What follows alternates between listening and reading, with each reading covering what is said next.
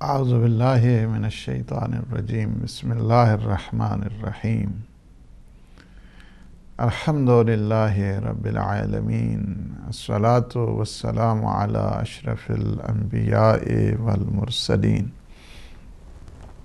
وعلی آلہ الطیبین الطاہرین المعصومین المنتجبین الہداة المہدیین سیما بقیت اللہ فی العالمین روحی و ارواح العالمین فی مقدمہ الفدا اما بعد فقد قال اللہ سبحانہ وتعالی فی محکم الکتاب المبین بسم اللہ الرحمن الرحیم یا ایہا الذین آمنوا اتقوا اللہ وکونوا مع الصادقین صدق اللہ العلی العظیم۔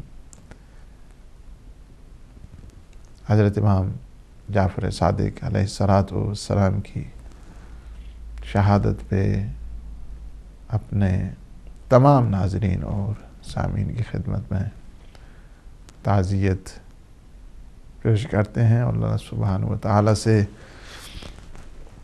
دعا ہے کہ وہ ہمیں ائمہ علیہ السلام کی سیرہ طیبہ نصیب فرمائے اور ہمیں صحیح معنوں میں جو ماننے والے عمل کرنے والے پیروکار ہیں ان میں ہمارا شمار فرمائے۔ اللہ سبحانہ و تعالی نے اس مکتب کو، جسے مکتب اہل بیت کہا جاتا ہے، اگر اس تاریخ صداقت کو انسان دیکھنا چاہتا ہے اور جس کے لیے ہمیں اس بات پہ فخر ہے کہ ہمارا نبی بھی صادق ہے اور ہمارا امام بھی صادق ہے، یعنی اللہ نے یہ ایسا حسن امتزاج رکھا ہے نبوت اور امامت میں کہ نبوت کی تاریخ بھی صداقت سے شروع ہوتی ہے اور امامت کی تاریخ بھی صداقت سے ہے۔ اور یہ بات بتا دی، یا ایھا الذین آمنوا اتقوا اللہ، اے صاحبان ایمان، کیا کرو تم؟ تقوی الہی اختیار کرو۔ اتقوا اللہ، تم تقوی الہی کو اختیار کرو۔ وکونوا مع الصادقین، اور تمہارا شمار صادقین کے ساتھ ہونا چاہیے۔ من الصادقین یہاں پہ نہیں ہے، مع الصادقین ہے۔ تم نے اپنی معیت کو لے کر جانا ہے صادقین کے ساتھ۔ صادقین کون ہیں؟ صادقین ائمہ معصومین ہیں، صادقین کہ جن کے ساتھ ہونا ہے، ہم نے ان کو فالو کرنا ہے۔ من الصادقین یہاں پہ نہیں ہے قرآن میں، مع الصادقین ہے۔ کونوا مع الصادقین، تم صادقین کے ساتھ ہونا ہے، صادقین کے نقش قدم پر چلنا ہے، صادقین کے قدم پر قدم چلنا ہے، صادقین کو تم نے فالو کرنا ہے۔ اور یہی چیز ہے کہ اگر صدق و صداقت کو انسان دیکھنا چاہتا ہے، اسی وجہ سے فرمایا کہ لا تنظروا الی طول رکوع الرجل وسجودہ، کسی کے لمبے لمبے سجدے ہیں اس پہ مت جانا، کسی کے لمبے لمبے رکوع ہیں اس پہ مت جانا۔ بل انظروا، کیا کہ دو چیزوں کا معیار قرار دیا ہے، اداء الامانہ وصدق الحدیث، دو چیزوں کو اس کا دیکھنا ہے۔ پہلی چیز یہ ہے کہ امانت اگر اسے دی جائے، امانت اس کے پاس رکھی جائے، تو وہ امانت کو کس طرح امانت کے ساتھ ڈیل کرتا ہے۔ امانت میں خیانت تو نہیں کرتا ہے۔ اور ایک بہت وسیع اور وائڈر چیپٹر ہے جس کا نام ہے امانت۔ یعنی امانت کو فقط یہ نہیں ہے کہ اگر کوئی پیسہ دھیلا رکھے، کوئی مال رکھے، کوئی سامان رکھے تو اسے واپس کرنا ہے، جیسا تھا ایسا ہے، نہیں۔ امانت المجالس بالامانہ،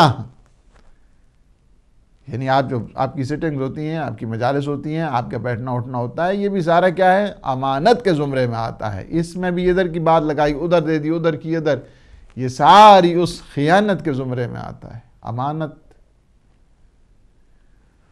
امانت اگر اسے دی جائے تو امانت کو کس انداز کے ساتھ وہ ڈیل کرتا ہے۔ دوسرا بات کیا ہے کہ وصدق الحدیث، اور سچ بولتا ہے یا نہیں بولتا ہے، یعنی یہ دو چیزوں کو معیار قرار دیا گیا ہے۔ معیار کیا ہے؟ معیار یہ ہے کہ امانت ادا کرتا ہے یا نہیں کرتا، سچ بولتا ہے یا نہیں بولتا، یہ دو چیزیں بتا دی ہیں، معیار زندگی ہیں یہ۔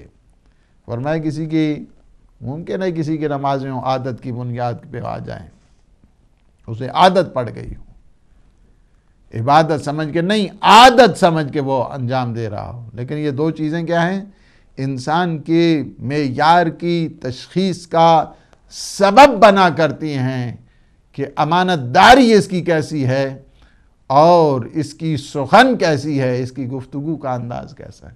اسی وجہ سے یعنی کونو مع الصادقین، ان کے ساتھ ہونا ہے، یعنی کیا ہے کہ ایسے صادق ہیں کہ جن کا قول اور جن کا فعل دونوں کیا ہیں؟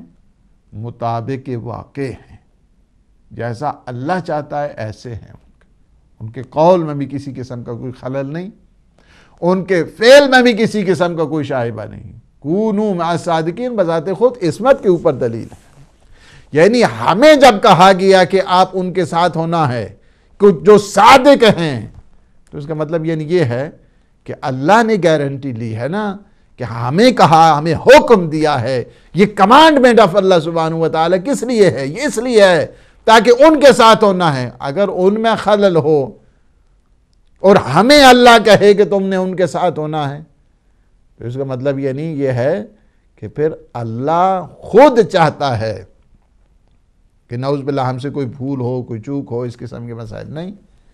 اسی وجہ سے کل بندے یہ ایکسکیوز نہ بنائیں، یہ بندے کل بہانہ بازی نہ بنائیں، یا اللہ جنہیں تو نے حکم کے لیے کہا تھا کہ جنہیں ہم نے فالو کرنا تھا وہ تو معصوم نہیں ہیں، وہ تو معصوم عن الخطا نہیں ہیں۔ اگر ان سے غلطی ہو رہی ہے تو اس کا مطلب یہ ہے کہ وہ اتمام حجت نہیں ہو سکتا ہے۔ اللہ کی طرف سے جو حکم چاہیے تھا اس حکم میں وہ تمام تر جو معنی چاہیے تھے وہ حاصل نہیں ہو سکتے ہیں، اس لیے کہ کل قیامت کے دن بندے یہ کہہ سکتے ہیں یا اللہ تو نے جسے حکم دیا تھا وہ خطا کرتا تھا، وہ اشتباہ کرتا تھا، ہم سے ہو گئے تو ہم پھر کیا ہے۔ اللہ سبحانہ وتعالی نے اپنے نمائندوں کو، اپنے خلفاء کو، اپنے معصومین کو، اپنے انبیاء اور رسل کو، اپنے خلفاء اور جو ائمہ ہیں انہیں کیا کیا ہے؟ معصوم رکھا ہے، معصوم عن الخطا ہے۔ یا ایھا الذین آمنوا اتقوا اللہ وکونوا مع الصادقین، کونوا مع الصادقین۔ صادق ایک ایسی دلیل، خود یہ امام جعفر صادق علیہ السلام کے بارے میں پیغمبر اسلام صلی اللہ علیہ وآلہ وسلم کی وہ حدیث کہ فرماتے ہیں جعفر صادق فی قولہ و فعلہ، کہ حضرت امام جعفر صادق علیہ السلام کے بارے میں ہیں کہ جعفر اپنے قول اور اپنے فعل میں سچے ہیں، قول کے اعتبار سے بھی، فعل کے اعتبار سے۔ یہ کس نے کہا ہے؟ پیغمبر اسلام صلی اللہ علیہ وآلہ وسلم نے فرمایا۔ کن کے بارے میں؟ امام جعفر صادق علیہ السلام کے بارے میں۔ یہ خوبی ہے اس مکتب کی، ہر معصوم کے بارے میں آپ اگر دیکھنا چاہتے ہیں تو پیغمبر اسلام کے فرامین موجود ہیں، جن کا اسم گرامی صادق خود پیغمبر اسلام نے رکھا۔ فرمایا صادق فی قولہ و فعلہ، جو اپنے قول اور فعل میں صادق ہیں، راست گو ہیں، سچے ہیں۔ ٹروتھفلنس کی جو منزل ہے پیغمبر اسلام کی طرف سے ہے۔ فرمایا کہ الطاعن علیہ کالطاعن علی والراد علیہ کالراد علی۔ فرمایا کہ جس نے ان کے ساتھ خشونت آمیز طعن اور تشنیع کا لہجہ اختیار کیا اور ان کے ساتھ گستاخی اور جسارت کی، اس نے گویا میرے ساتھ جسارت کی۔ الراد علیہ کالراد علیہ، اور جس نے انہیں تسلیم نہیں کیا، ٹھکرایا، رد کیا، بات نہ مانی، تسلیم نہ کیا، الراد علیہ کالراد علیہ، جس نے انہیں تسلیم نہیں کیا اس نے گویا مجھے تسلیم نہیں کیا۔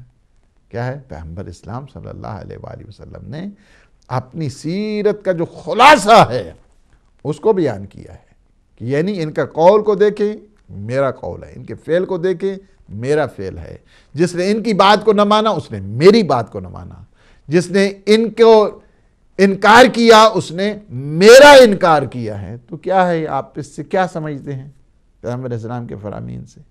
کہ یعنی کیا ہے کہ پورے کا پورا جو ایک نظام ہے، نظام زندگی کو معصومین، ہمارے ہاں کیا ہے، نبوت کا سلسلہ ختم ہے، پیغمبر اسلام کے بعد کوئی نبی نہیں ہے، لیکن کیا ہے کہ سلسلہ ہدایت اپنی جگہ پہ قائم و دائم ہو تا قیام قیامت۔ یہ سلسلہ ہدایت جو ہے نا وہ قائم رہے گا، اور سلسلہ امامت کو آپ نے کیا کیا ہے، پیغمبر اسلام نے تا قیام قیامت جاری اور ساری، اور ہر ایک کے لیے ایک ایسا کورس آف لائف جس کو کہا جائے، راہ امامت سے دور ہمیشہ کیا ہوتا ہے، ہدایت سے دور ہوا کرتا ہے۔ اس لیے اگر آپ دیکھنا چاہتے ہیں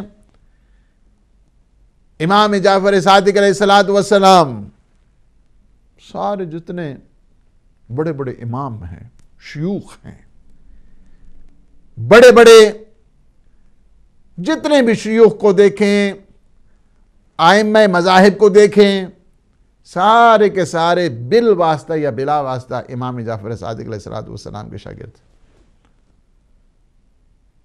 آپ اگر دیکھیں، زندگی اٹھا کے دیکھیں امام ابو حنیفہ کی، امام مالک کی، امام حنبل کی، امام شافعی کی، تو آپ کو خبر ہو جائے گی سارے کے سارے جتنے ہیں یہ سارے کے سارے شاگرد ہیں۔ کس کے شاگرد ہیں؟ امام جعفر صادق علیہ السلام۔ بڑے بڑے اماموں کو دیکھیں، ان کی زندگیوں کو دیکھیں، اور اگر اس زندگی کے حالات کو دیکھیں تو آپ کو اس بات کی خبر ہو جائے گی۔ مثلا سب سے بڑے جو فالورز اس وقت اہل سنت کے ہیں وہ حنفی لوگ ہیں۔ کون سے حنفی؟ اس وجہ سے کہتے ہیں امام ابو حنیفہ، جن کا اصل نام جو ہے نعمان ابن ثابت۔ ابو حنیفہ کنیت ہے۔ امام ابو حنیفہ کے جو حنفی جو فقہ ہیں ان کے امام اعظم ہیں۔ انہوں نے کیا کہا ہے امام علیہ السلام کے بارے میں؟ کہا ہے کہ ما رأیت افقہ من جعفر ابن محمد، میں نے اپنی زندگی میں امام جعفر صادق علیہ السلام سے بڑھ کر کوئی فقیہ ہی نہیں دیکھا ہے۔ یہ کس کی بات ہو رہی ہے؟ کسی عام آدمی کی بات نہیں ہے، جو حنفی ہے نا ان کے امام کی بات ہو رہی ہے، بڑے امام کی بات ہو رہی ہے۔ امام اعظم یعنی بڑے امام، کس کا؟ جو مذہب حنفی کے ہیں، ان کے امام کی بات کیا ہے کہ فرماتے ہیں کہ ما رأیت افقہ من جعفر ابن محمد، امام جعفر صادق سے بڑھ کر میں نے کوئی فقیہ نہیں دیکھا۔ افقہ کا مطلب یہ نہیں کیا ہے کہ افضل تفصیل کا صیغہ ہے۔ میں نے امام صادق سے بڑھ کر اس دنیا میں کوئی بڑے سے بڑا فقیہ نہیں دیکھا۔ جو امام اعظم ایک مکتب کے وہ کہہ رہے ہیں میں نے نہیں دیکھا، ان سے بڑھ کر کوئی نہیں ہے۔ اور پھر ان کی شان کیا ہے؟ کہتے ہیں کہ میں 2 سال، اور یہ وہ ہیں کہ جو 2 سال تک امام جعفر صادق علیہ السلام کے شاگرد رہے۔ He was the student of امام صادق علیہ السلام۔ کون؟ امام ابو حنیفہ، یہ شاگرد تھے۔ اور ان کے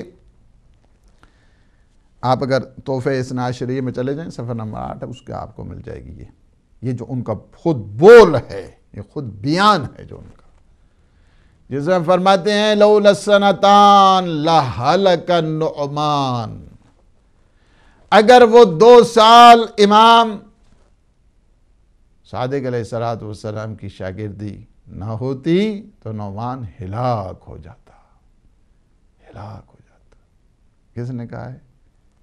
امام ابو حنیفہ نے. یعنی بڑے بڑے جتنے بھی آپ امام دیکھیں گے وہ یہی کہتے ہوئے نظر آئیں گے. یعنی اگر وہ شاگرد نہ ہوتے تو وہ ہلاک ہو جاتے 2 سال. اور یہی چیز اگر آپ دیکھنا چاہتے ہیں، یہ اس مکتب کو اللہ سبحانہ و تعالیٰ نے غنی رکھا ہے علم کے اعتبار سے، فقہ کے اعتبار سے، شریعت کے اعتبار سے، احکام کے اعتبار سے، بیان کے اعتبار سے.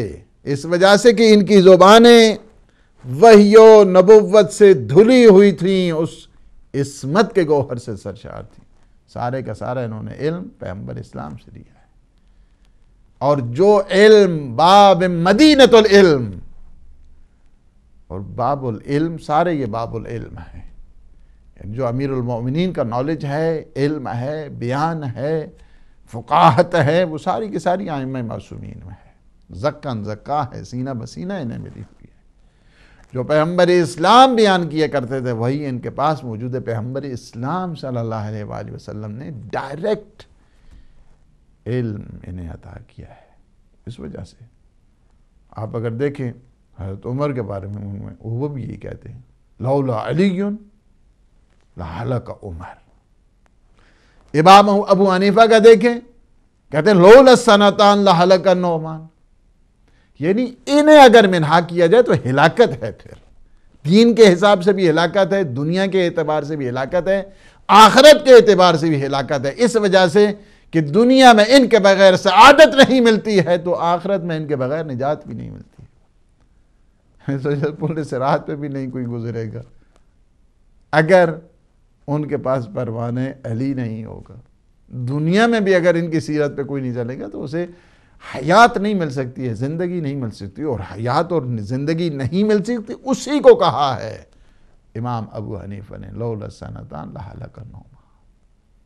اگر 2 سال تک میرے مولا امام جعفر صادق علیہ السلام کے شاگرد رہے. کون؟ حضرت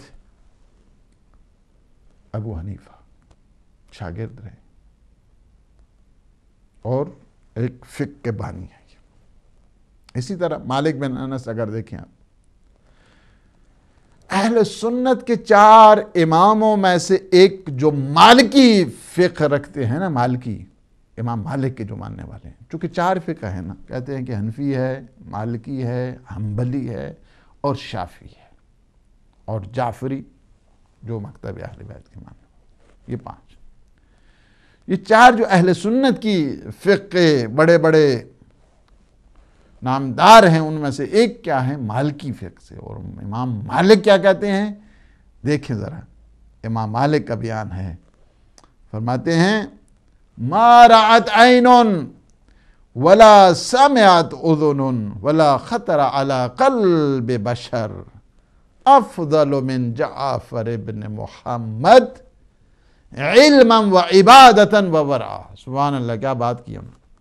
فرماتے ہیں امام مالک مالکیوں کے ہاں، آپ بھی فقہ جو ہے نا، مالکیوں کے ہاں ہاتھ کھول کے نماز پڑھتے ہیں. آپ کو پتہ ہوگا، میں جب پہلی دفعہ عمرے کے لیے ہم لوگ گئے، کافی ٹائم کی بات ہے، اباؤٹ آئی تھنک اسے 95 کے بعد.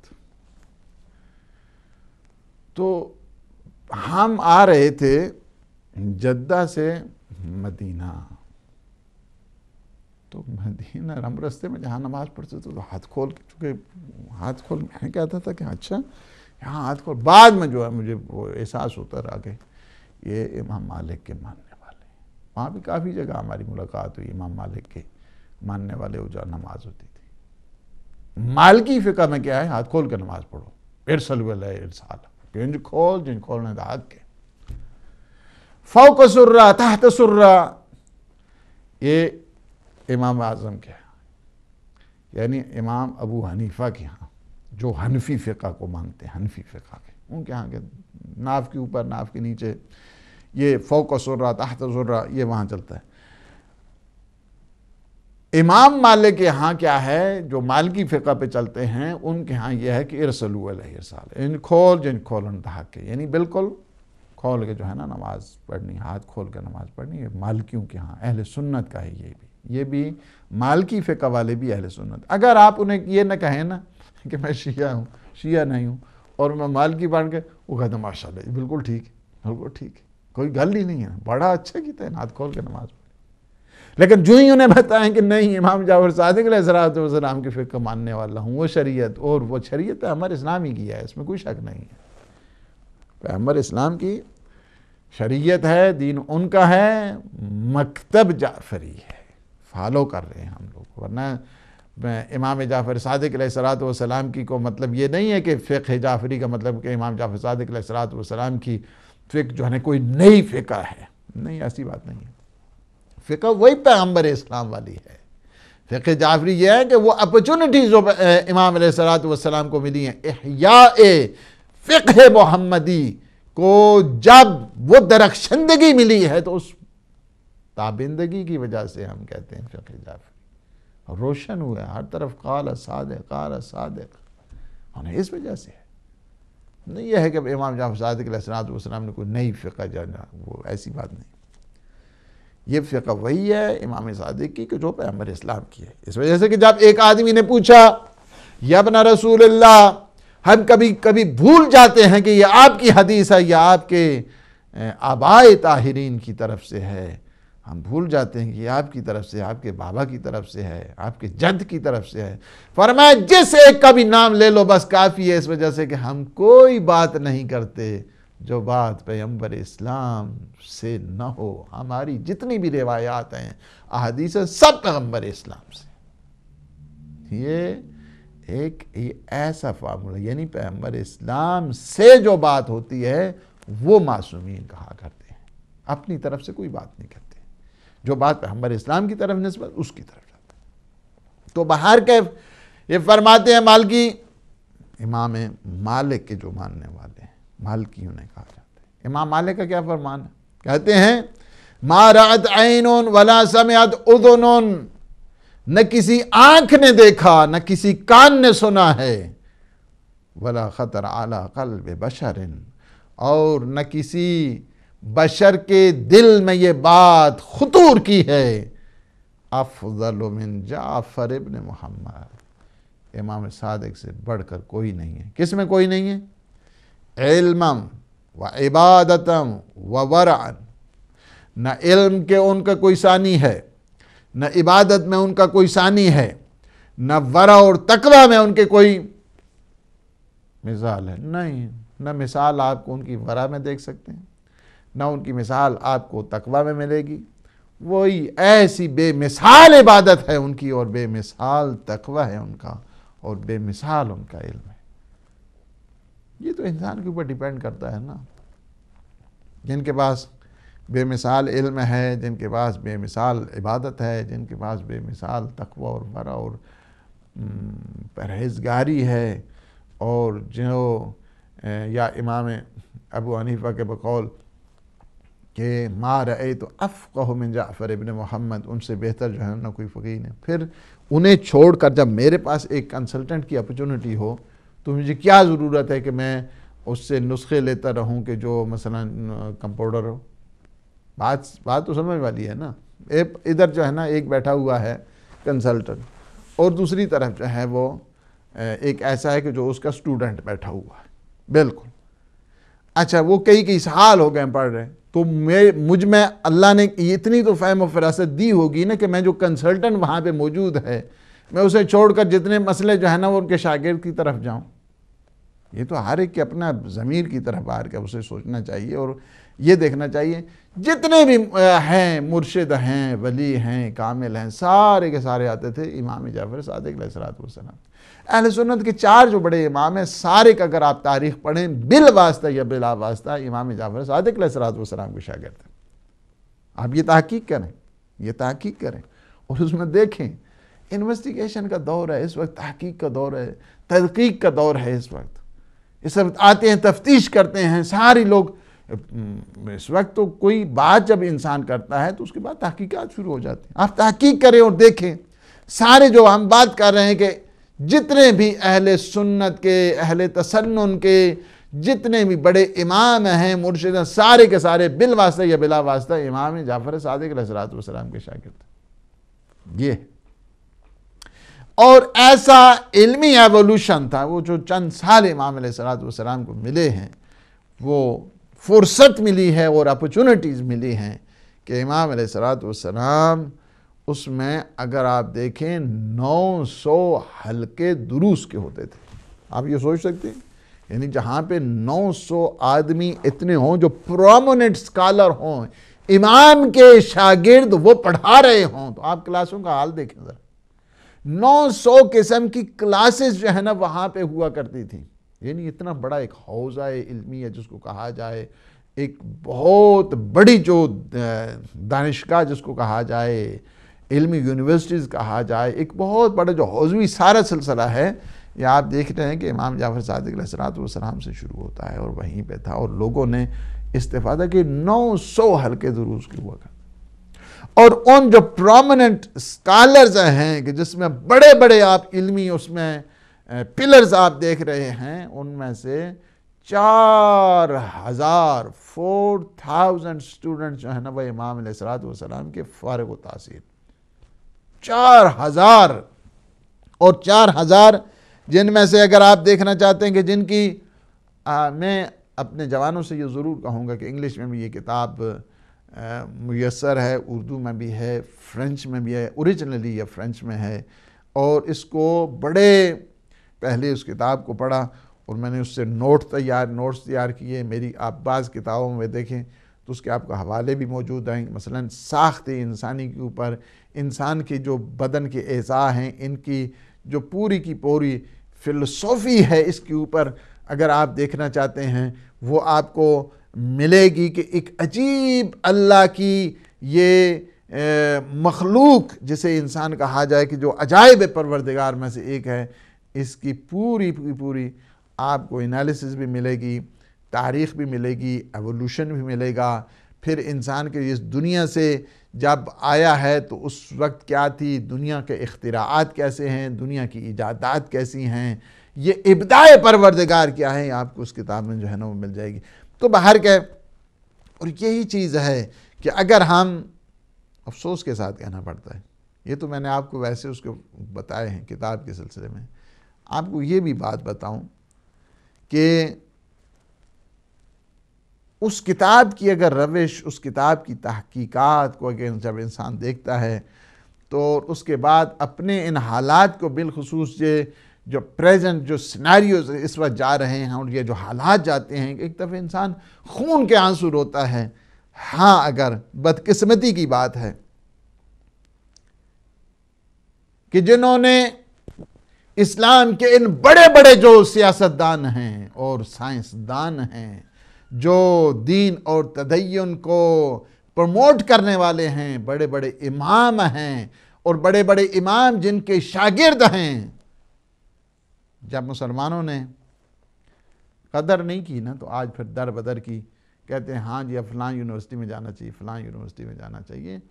واقع حقیقت یہی ہے کہ جب ان بڑے بڑے جو علم کے مینار تھے، جب ان کی قدر نہیں کی گئی، جب ان کی وہ ویلیوز دینی اعتبار سے، تہذیبی اعتبار سے جب ان ویلیوز کو نہیں جانا گیا، تو ظاہر ہے کہ اس کا نتیجہ یہی ہوتا ہے کہ انسان در بدر کی جو ہے نا وہ ٹھوکریں کھاتا ہے. اور پھر وہ جو قیمتی جو انمول موتیوں کی قدر نہ کرے. آج بھی اگر آپ چلے جائیں جنت البقیع میں جا کر دیکھیں امام جعفر صادق علیہ السلام کی قبر کو، تو آپ کو اندازہ ہو جائے گا غربت کا کیا عالم ہے.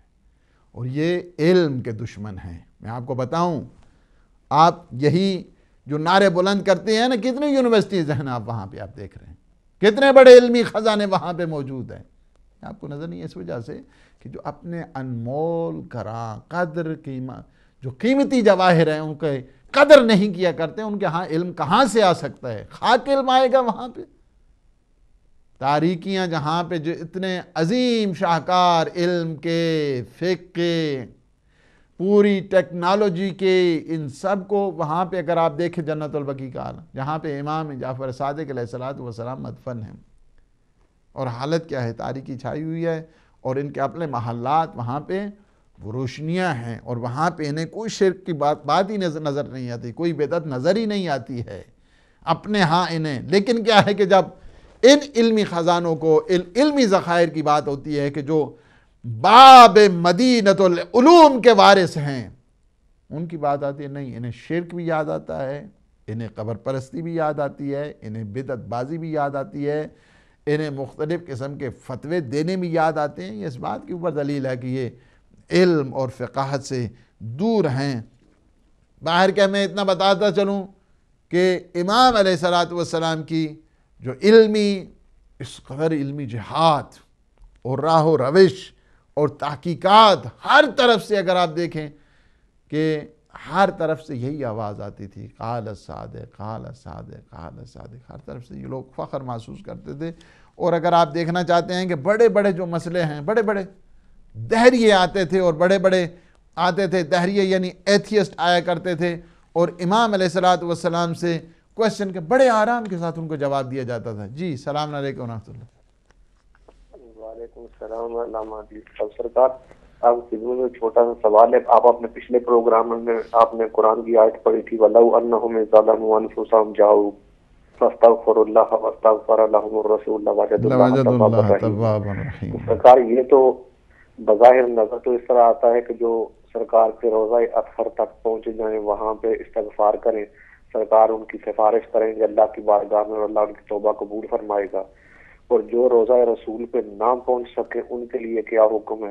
اگر آپ اس پہ گفتگو فرمائیں تو بڑی بہت اچھا سوال کیا، زندہ باد، ماشاء اللہ، بہت شکریہ، اللہ بھائی جائیں خیر جی۔ تو یہ ہے کہ بات اصل میں کہ جتنے بھی سارے آپ دیکھ رہے ہیں علمی تحریک ہے، یہ سارا حوزہ ہے علمیہ کا جو نظام ہے، اس کو آپ دیکھیں بڑے لوگ آتے تھے، اور حتیٰ کہ یعنی یہ آپ دسترخوان اہل بیت میں دیکھیں، میں یہ سب اپنے یہ مکتب جو اہل بیت کے پر انہیں بھی یہ کہنا تھا۔ امام جعفر صادق علیہ السلام کی کلاسز میں سارے کے سارے شیعہ نہیں ہوتے تھے، اور یہ جو باقی ائمہ آتے تھے، امام کو بھی پتا ہے کہ یہ بھی سنی لوگ ہیں، اور امام کو پتا ہے بعض افراد ایسے آتے تھے جو دہریے ہوا کرتے تھے، جو منکر خدا ہوتے تھے، یعنی وہ بھی امام علیہ السلام کی کلاس میں آیا کرتے تھے، اور کلاسز میں کسی قسم کا کوئی قدغن نہیں تھا یہ سنی ہے، یہ شیعہ ہے، یہ دہریہ ہے، یہ مسلمان ہے، یہ نان مسلم ہے، نہیں، دسترخوان اہل بیت سب کے لیے بچھا ہوا تھا، آئیں اور آ کر استفادہ کریں یہاں سے۔ اور کتنے تھے، حتیٰ کہ ایک دفعہ کہتے ہیں کہ دیسانی آیا، دیسانی نے آ کر جو منکر خدا تھا، منکر خدا یعنی وہ ایک قسم کا ایتھیسٹ تھا، اس نے امام علیہ السلام سے آتے ہی، جو حالانکہ اس کا نام تھا عبداللہ دیسانی، آ کر توحید کے خلاف انہوں نے بات شروع کر دی، اور کہاں ہے توحید، اور یہ اور اس طرح کی جو باتیں انہوں نے کی، تو امام علیہ السلام نے فرمایا کہ اس طرح ہے کہ تم پریشان ہونے کی تجھے کیا ضرورت ہے، سلام کرو، کلام کرو، حرام کے ساتھ بیٹھو، اتنے جذباتی ہونے تجھے ضرورت نہیں ہے، اتنے جو ہے نا وہ احساسات میں آنے کی تجھے ضرورت نہیں ہے، اتنے غصے میں تجھے آنے کی ضرورت نہیں، کم از کم اپنا نام بتاؤ، سلام کرو۔ جب یہ امام نے بہت جو فل ہمبلنس جس کو کہتے ہیں، ہیومینٹی اس کے ساتھ جو ہے نا وہ جواب جب دیا، تو ایسے میں دیکھا کہ وہ خاموشی سے جو ہے نا وہ نکل گیا۔ تو امام کے پاس جو صحابی بیٹھے تھے تو انہوں نے پوچھا کہ یہ کیا ہو گیا ہے، یہ تو بڑا غصے میں آیا تھا اور بڑے آرام سے چلا گیا ہے۔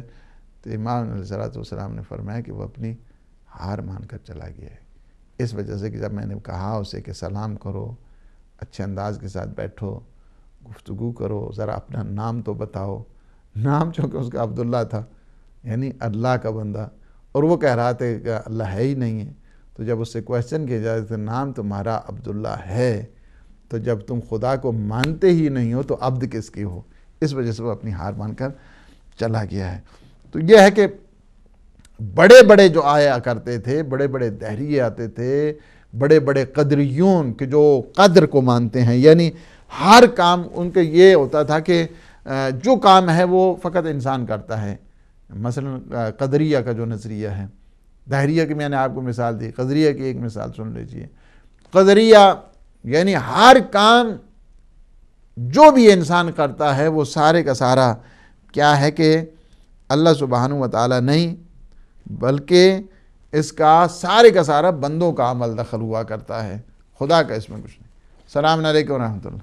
وعلیکم السلام ورحمۃ اللہ وبرکاتہ۔ کھولا صاحب جہاز سن کربلائی جی مولا آپ کو سلامت رکھے اور صدقہ محمد والے محمد شاہد آباد رہیں، اور تعزیت پیش کرتے ہیں محمد والے محمد کی خدمت میں، اور آپ کے توسل سے ہم تمام مومنین مومنات کی خدمت میں تعزیت پیش کرتے ہیں امام جعفر صادق علیہ السلام کی شہادت پر۔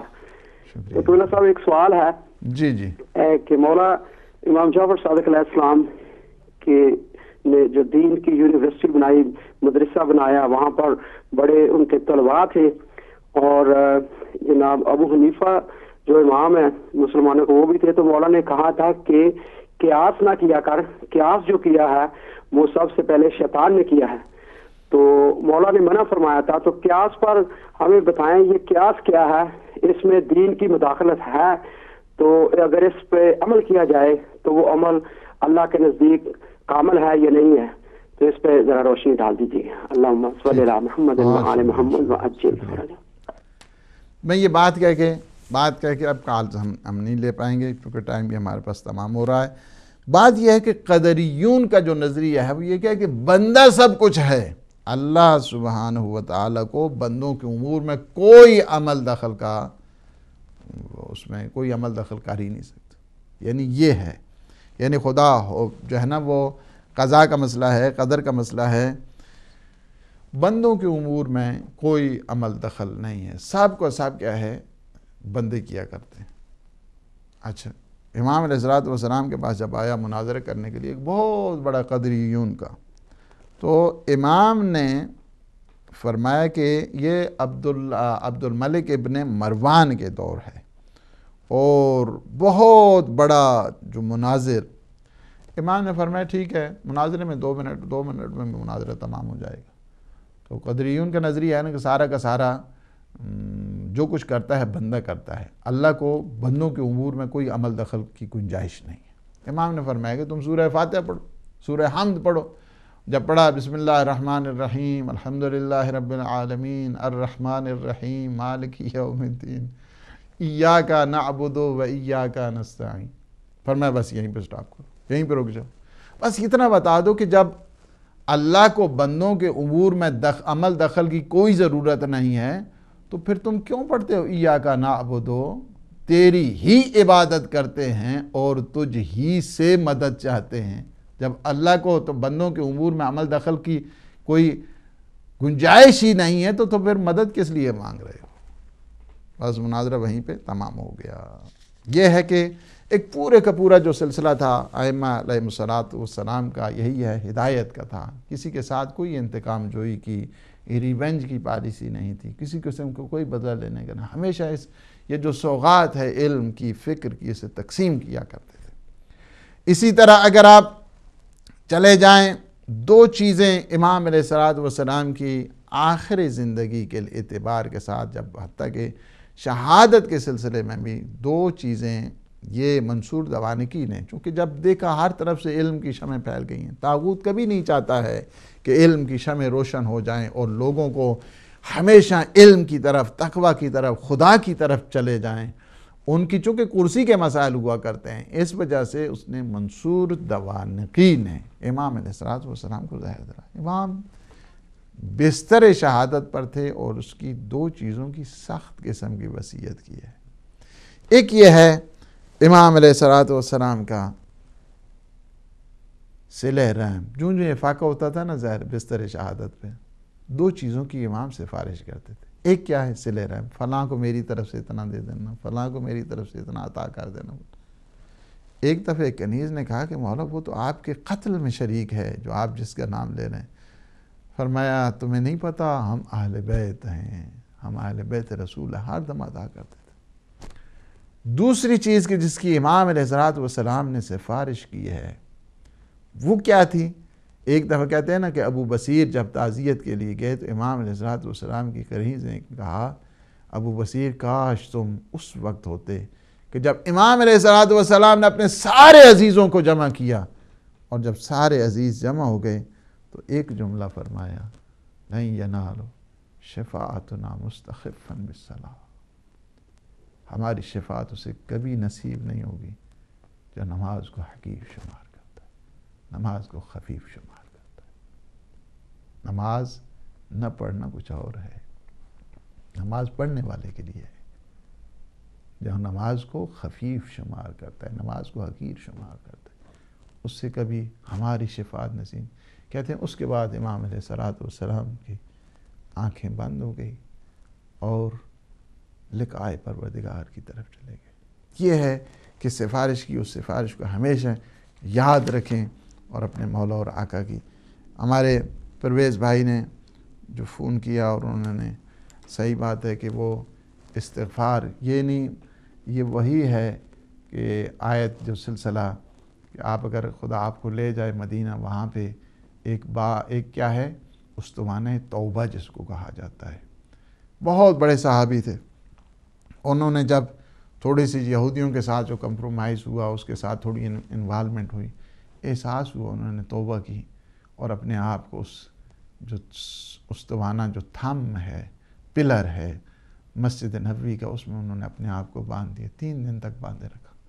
ایسے میں یہ آیت نازل ہوئی کہ آپ کو ابو لبابہ، آپ کو خبر نہیں ہے، اگر تم ویسے ہی میرے پیغمبر کے پاس چلے جاتے اور وہ میرے پاس آ کے تمہارے بارے میں استغفار کرتے، لوجد اللہ توابا رحیما، تو تمہاری توبہ قبول ہو جاتی، ہم تمہاری توبہ قبول کر لیتے، تمہیں 3 دن تک باندھنے کی ضرورت نہیں تھی۔ یہ آیت وہ ہے۔ اب انہوں نے کہا کہ ایک تو یہ ہے کہ پیغمبر اسلام کے پاس جائیں اور وہاں پہ جا کر توبہ کریں، اگر جو نہیں جا سکتا ہے وہ یہیں پہ بیٹھ کر السلام علیکہ یا رسول اللہ کہتے ہوئے، سلام کرتے ہوئے، اس وجہ سے کہ تسمع کلامی وترد سلامی، یا رسول اللہ آپ میری بات کو بھی سنتے ہیں، میرے سلام کا جواب بھی دیتے ہیں۔ پیغمبر اسلام ہماری آنکھوں کے سامنے غیب ہیں، ہم نہیں دیکھ رہے ہیں، لیکن پیغمبر اسلام کے سامنے کوئی چیز غیب نہیں ہے، ہمیں سب کو دیکھ رہے ہیں، ہمارے دل کے حالات کو جانتے ہیں، میرے خیالات کو جانتے ہیں۔ پیغمبر اسلام جانتے ہیں کہ اس کی نیتیں کیا ہیں، اس کے ارادے کیا ہیں، یہ مجھ سے شفاعت چاہتا ہے، مجھ سے استغفار چاہتا ہے، مجھ سے دعا چاہتا ہے۔ جہاں پہ بھی آپ ہوں پیغمبر کا واسطہ دے دے، پیغمبر وہی ہیں جہاں پہ بھی آپ ہوں گے، تسمع کلامی وترد سلامی کے جس طرح آپ زیارت میں بھی پڑھتے ہیں، خواہ وہاں پہ ہوں یہاں پہ بھی عقیدت کے ساتھ آپ دعا کریں، پیغمبر اسلام اس دعا کو قبول بھی کرتے ہیں اور دعا کے لیے واسطہ بھی بنتے ہیں۔ اور ہمارے اعجاز بھائی نے گلاسکو سے فون کیا ہے، تعزیت کی، اللہ سبحانہ و تعالی آپ سب کو اجر دے، ثواب دے مولا کی اس شہادت کے آج دن کے سلسلے میں۔ امام جعفر صادق علیہ الصلوۃ والسلام نے ایک بہت بڑی علمی اور دینی یونیورسٹی بنائی۔ حضرت ابو حنیفہ آتے تھے، ان سے ایک دفعہ ایک کویسچن کیا کہ میں نے سنا ہے کہ تم بڑے قیاس کرتے ہو اور قیاسی سے مسائل حل کرتے ہو، یہ مجھے بتاؤ کہ ایک دفعہ نماز افضل ہے یا روزہ افضل ہے؟ کہا نماز افضل ہے۔ فرمایا کہ یہ بتا دو کہ جب مخصوص ایام میں خاتون ہوتی ہے اس کے لیے نمازوں کو تو معاف کر دیا ہے، روزے کی قضا کو واجب کرا دیا ہے، ارے افضل وہ معاف ہو گئی ہے، اور جو روزہ ہے اس کے مقابلے میں دوسرے درجے کا ہے، اس کو روزے کو رکھنا ہے، کیا وجہ ہے؟ ذرا قیاس کو لڑاؤ۔ کہا کہ اس کی خبر نہیں۔ فرمایا مجھے 2-3، ایک میں تجھ سے سوال کروں گا انسان سے متعلق، ایک ایمان سے متعلق اور ایک حیوان سے متعلق۔ اسلام سے متعلق میرا سوال یہ ہے کہ وہ کلمہ ایسا بتاؤ کہ جس کی ابتدا کفر ہے اور جس کی انتہا ایمان ہے۔ کہا یہ مجھے نہیں خبر ہے۔ فرمایا ایک انسان کے متعلق سوال کروں گا، یہ مجھے بتاؤ کہ اللہ سبحانہ و تعالی نے آنکھوں میں چربی کیوں قرار دی ہے اور کانوں میں وہ زہر کو کیوں رکھا ہے؟ کہا خبر نہیں ہے۔ فرمایا تیسرا میرا کویسچن یہ ہے کہ اگر کوئی حالت احرام میں حج پہ جائے اور ہرن کے جو ہرن کے 4 دانت، جنہیں رباعیہ 4 دانت اگلوں والوں کو کہا جاتا ہے، اس کو اگر توڑ دے اس کے اوپر کفارہ کیا ہے؟ کہا خبر نہیں۔ فرمایا انسان کی خبر بھی نہیں، حیوان کی خبر بھی نہیں، ایمان کی خبر بھی نہیں، میں اب بتاتا ہوں کہ وہ کہ جس کی ابتدا کفر ہے، لا الہ، لا الہ اگر کوئی کہے کوئی خدا نہیں ہے تو یہ کفر ہو جاتا ہے، الا اللہ جب کہتا ہے تو انسان ایمان کے درجے پر آتا ہے۔ اور دوسرا یہ ہے کہ اللہ سبحانہ و تعالیٰ نے انسان کی آنکھوں میں چربی اس لیے قرار دی ہے تاکہ بڑی سے بڑی دھوپ ہو جائے، بڑی سے بڑی سردی ہو جائے، یہ کیا ہے کہ یہ پگھلنے نہ پائے۔ اللہ سبحانہ و تعالیٰ نے انسان کے کانوں میں ایک زہر کو جو پوائزن ہے اسے رکھ دیا ہے تاکہ حشرات الارض کہیں ایسا ہے کہ لیٹا ہوا ہے جائیں اور انسان کے جو پردے ہیں کانوں کے سننے کے اس پہ صدمہ نہ پہنچائے۔ اور اللہ سبحانہ و تعالیٰ نے جو آپ نے کہا ہے کہ میں نے کہا کہ ہرن کے 4 رباعیہ دانت، ہرن کے 4 رباعی دانت ہوتے نہیں ہیں تو انہیں توڑنے کا مطلب نہیں ہے، تو فرمایا کہ اول من قاس، اے ابو حنیفہ دین کے سلسلے میں کبھی قیاس نہ کرنا، اس لیے کہ دین کے سلسلے میں جو قیاس کرتے اول من قاس هو ابلیس، سب سے پہلے جس نے قیاس کیا تھا وہ شیطان تھا۔ قیاس کے کیا ہوتا ہے؟ آپ نے فارمولہ پوچھا، میں آپ کو بتاؤں کہ جہاں پہ عقل کا میدان جو ہے نا اصول دین ہے، اور عمل کا میدان کیا ہے؟ فروع دین ہے۔ جہاں پہ جتنے بھی اصول دین ہیں آپ کو وہاں پہ عقل استعمال کرنا ہے، عقل کے ذریعے آپ کو سمجھنا ہے، اور جتنے بھی فروع دین ہیں وہاں پہ عقل کی بات نہیں ہے، وہاں پہ ماننے کی منزل ہے، وہاں پہ مانا جاتا ہے۔ اب کوئی ایسی یعنی عقل کا کام کیا ہے؟ سمجھنا ہے۔ عقل کا کام یہ نہیں ہے کہ دین کی فیکٹری لگا دینا ہے، مسائل کی فیکٹری لگا دینا، مسئلے کو سمجھنا یہ عقل کا کام ہے، مسئلہ گھڑنا یہ عقل کا کام نہیں ہے۔ اگر کوئی شریعت میں اپنی طرف سے مسئلے کو گھڑتا ہے تو اس کو قیاس کہا جاتا ہے، اور یہ قیاس ممنوع ہے۔ اللہ سبحانہ و تعالیٰ سے دعا ہے کہ وہ ہمارے لمحات کو اپنی عبادت میں شمار فرمائے، ہمارے پروردگار عالم ہمیں نیک بنائے، صالح بنائے، ہماری عاقبت بخیر فرمائے، ہمارے جتنے مومنین مومنات حاجات رکھتے ہیں ان کی حوائج شرعیہ کو پورا فرمائے۔ ہم پروردگار ہمارے جتنے مومنین مومنات مریض ہیں انہیں شفا کاملہ اور عاجلہ عطا فرما، ہم سب کے مرحومین کی مغفرت فرما۔ پروردگار ہمیں اپنے مولا امام صادق علیہ السلام کی سیرت طیبہ پر چلنے کی توفیق عنایت فرما، عالم اسلام کو سربلند فرما، عالم طاغوت کو نابود فرما، امام زمانہ کے ظہور بنور میں تعجیل فرما۔ اللہم عجل ولیک الفرج۔ السلام علیکم ورحمۃ اللہ وبرکاتہ۔